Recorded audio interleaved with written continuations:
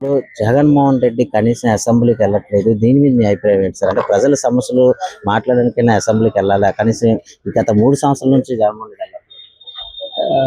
ఆయన ఎవరైనా సరే ఎలక్టెడ్ ఎమ్మెల్యే గారు ఆయన బాధ్యత ప్రకారంగా అసెంబ్లీకి వెళ్ళాలి. ఉమ్. ఎందుకు వెళ్ళలేదు అనేది మరి ఆయనకి అంటే ప్రజల సమస్యలు అక్కడ చర్చ జరుగుతుంది అన్ని భయపడి వెళ్ళట్లేదని ప్రజలు అనుకుంటున్నారు.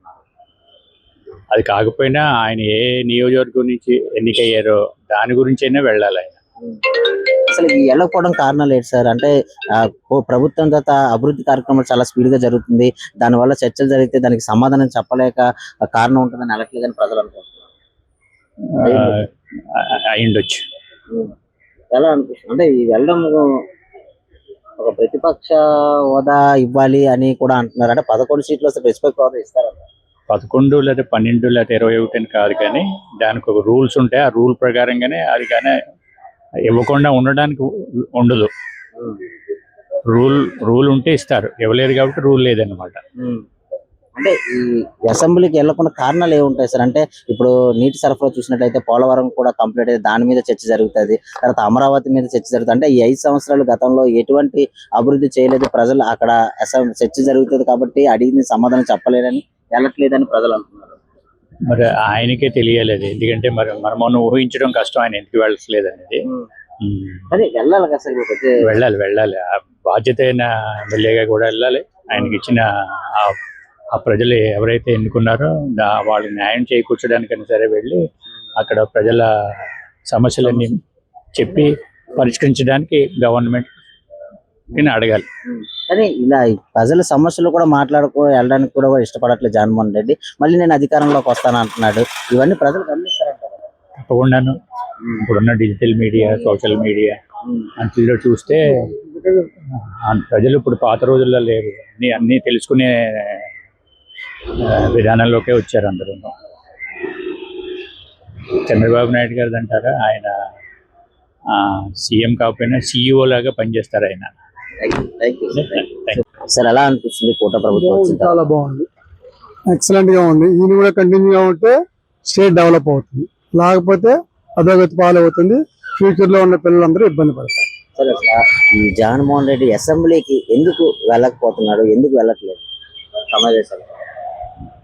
వీళ్ళు వాటి చేసే స్కామ్లు బయట ఎక్కడ పెడతారో దాన్ని తట్టుకోలేక అతను వెళ్ళలేకపోతున్నారు అంతే. అంటే దీనికోసం, ఈ అమరావతి కోసం, ఈ పోలవరం చర్చలు జరిగిన దాని వల్ల సమాధానం చెప్పలేక వెళ్ళడు అని సమాధానం చెప్పలేకపోవచ్చు. చెప్పే ఉద్దేశం అంటే అతను ఉన్నప్పుడే అవి పూర్తి చేసేవాడు. మొదటి నుంచి అమరావతి అంటే అతనికి పడదు అది. కానీ గత 5 సంవత్సరాలు అతను ఏం చేశాడు అన్నది కూడా బయటపడుతుందని, అదొక కారణం వల్ల కూడా వెళ్ళట్లేదు అని అంటున్నారు. అతను వెళ్ళకపోయినా ఎలాగ బయటపడేది, ఎలాగ బయటపడుతుంది. ఆయన ఇంట్లో తాడేపల్లిలో కూర్చున్నా, బెంగళూరులో కూర్చున్నా స్కామ్లు ఎలా ఉన్నా బయటకు తీస్తారు, తప్పదు. అది తీసేది కొంచెం టైం పడుతుంది. అది దాన్ని కొద్దిగా ఆలోచించి బాబు గారు అడుగులు వేస్తున్నారు అంతే. దూకుడుగా వేసే పరిస్థితి కాదు. అసలు అసెంబ్లీకి వెళ్లకుండా వీళ్ళు జీతాలు తీసుకుంటున్నారు, ఇది ఎంతవరకు కరెక్ట్? అది పద్ధతి కాదు. మామూలుగా మనం సలహా పెడితేనే జీతం కట్ చేస్తున్నారు గవర్నమెంట్ లో, లాస్ ఆఫ్ పే కట్టుకుని చేస్తున్నారు. అలాంటప్పుడు అసెంబ్లీకి వెళ్ళని వాళ్ళ ఎమ్మెల్యేస్ అందరికి కూడా జీతాలు కానీ వాళ్ళకి కావాల్సిన ఫెసిలిటీస్ కానీ బంద్ చేయాలి. అసలు ఈ ముఖ్య ఉద్దేశం ఏంటంటే మన జాతీయ జెండాని ఎంతో గౌరవంగా భావిస్తాం. కానీ ఈ 3 సంవత్సరాల నుంచి జాతీయ జెండా ఎగరించడానికి కూడా జగన్మోహన్ రెడ్డి బయటికి రాలేదు. దీని మీద దేశభక్తి అతను చిత్తశుద్ధి లేదండి. దేశం మీద చిత్తశుద్ధి ఉంటే చేసేవాడు. అది చిత్తశుద్ధి లేదు. జైలుకి వెళ్ళి ఖైదీలకి పరామర్శించడానికి టైం ఉంది, కానీ మన జాతీయ జెండాని గౌరవించడానికి అతనికి టైం లేదు. దీని మీద అతను ఏముంది, దొంగల్ని వాడిని అందరినీ మద్దతు పలికే వాడికి జాతీయ జెండా సమస్య ఏముంది? అభద్రతాభావంతో ఉంటున్నాడు అదంతే. అంటే గతంలో సీఎం లో ఉన్నప్పుడు ఓన్లీ ప్రోటోకాల్ ప్రకారమే వెళ్ళి ఈ జాతీయ జెండాను ఎగిరించడం జరిగిందని కొంతమంది. గతంలో సీఎం గా ఉన్న ప్రోటోకాల్ ప్రకారం ఎక్కడ పరదాలు కట్టుకుని జనాలు రాకుండా పోలీసు బందోబస్తు 5 ఏళ్ళు తిరిగాడు. స్వచ్ఛంగా ఎప్పుడు బయటకు వచ్చి తిరగలేదు, ఎప్పుడు ప్రెస్ మీట్లు పెట్టలేదు. టోటల్ అయితే కూటమి ప్రభుత్వం మీద ఒక నమ్మకం అయితే ఏర్పడింది. ఈ నమ్మకం ఉంది. ఈ ప్రభుత్వం మళ్ళీ కంటిన్యూ 5 ఏళ్ళు ఉంటే స్టేట్ బాగుపడుతుంది. లేకపోతే స్టేట్ మళ్ళీ జగన్మోహన్ రెడ్డి తీసుకొద్దాం అనుకుంటే మళ్ళీ ఇంకో 40 సంవత్సరాలు వెనక్కి వెళ్ళిపోతుంది. వెల్కమ్. కారుమూరి నాగేశ్వరరావు చాలా పెద్ద మనిషి, జేబులు కొట్టడానికి, లక్షల కోట్లు నూకేదానికి జగన్కి అసిస్టెంట్ PA వాడు. అది ఆ పిల్లాడిని అరెస్ట్ చేశారు, మా బాబుని అరెస్ట్ చేశారు అని చెబుతారు. రేపు నుంచి వస్తాడు మళ్ళీ ఈడు పాత కొట్టలు వేసుకొని జగన్ గడు ముఠాన్ని వేసుకొని. అది బయట పరిస్థితి. నారాలో కేసు ఏ వన్ను వాడు పిల్లోడైనా కత్తిలాగా తేలాడు.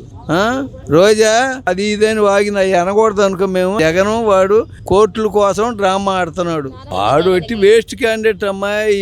బయటకు వస్తే కుక్కలు కూడా పట్టలు కట్టుకొని పోయాడు కదా, ఇప్పుడు కుక్కలు కూడా కరుతాయి. వాడి సినిమా అది. ఇవాళ వణుకుతున్నాడు అవినాష్ రెడ్డిని లోన్ వేస్తారేమో అని. వీడి జాతకం అంతా చెబుతాడు వాడు. వాడిని కానీ లోన్ వేస్తే వీడి జాతకం అంతా చెబుతాడు వాడు. వీడికన్నా మురుకుడోడు.